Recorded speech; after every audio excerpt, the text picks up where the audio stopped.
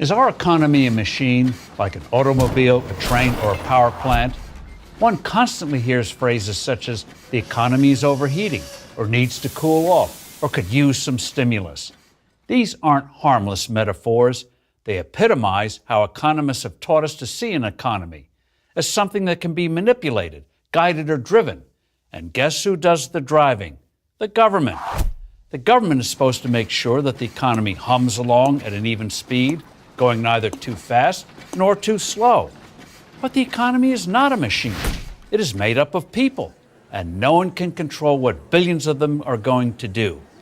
What gets overlooked, underplayed, or simply ignored is the extraordinary churn in the activities of a free market.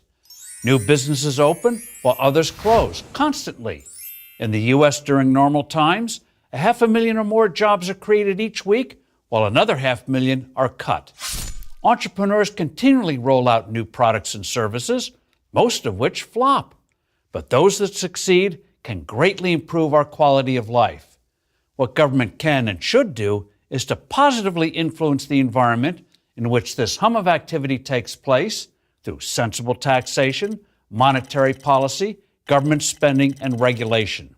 And in almost all instances, the best prescription for economic health is less is more. Catastrophic mistakes by governments can poison the marketplace, as happened during the Great Depression in the 1930s, to a lesser extent in the 1970s, and then again in the panic of 2008-2009. The government's recent mistakes have been compounded by tax increases and an avalanche of anti-growth regulations from Obamacare, the Dodd-Frank Financial Services Bill, and all those Washington regulatory agencies, such as the FCC, the EPA, and the National Labor Relations Board.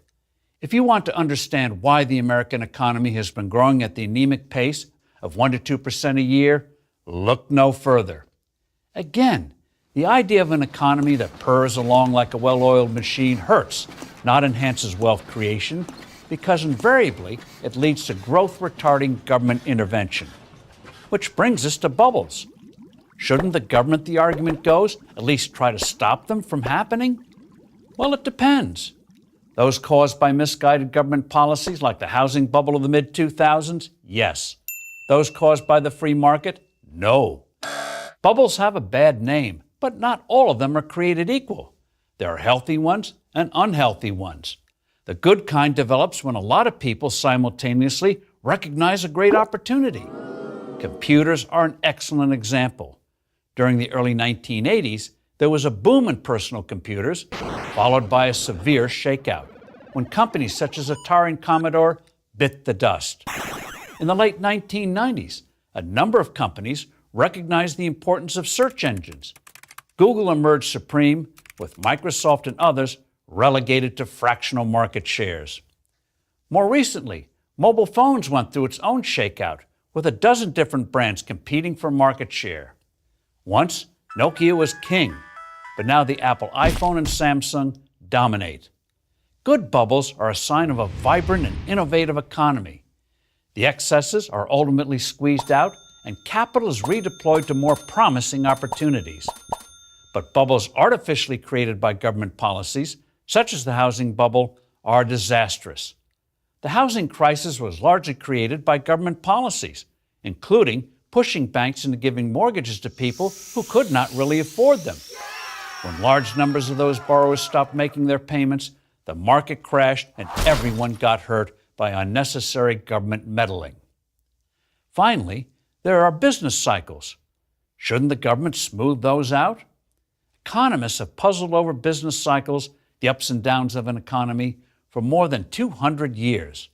Most have treated the phenomenon like an illness, something to be cured, instead of what it is, the ebb and flow of the free market, where what people might want is created and what people don't want is destroyed. Trying to arrest this free market process of creative destruction, as it is known, inevitably leads to stagnation, that is, little or no economic growth. For current examples, see Japan and most of Europe. Here's a rule. The more a government tightens its grip, the less an economy grows. That's because an economy is not a machine and government can't force it to act like one. So, Let's free the free market. That is and always has been the surest path to prosperity. I'm Steve Forbes for Prager University. To subscribe to our YouTube channel, click here. To help keep our videos free, donate here.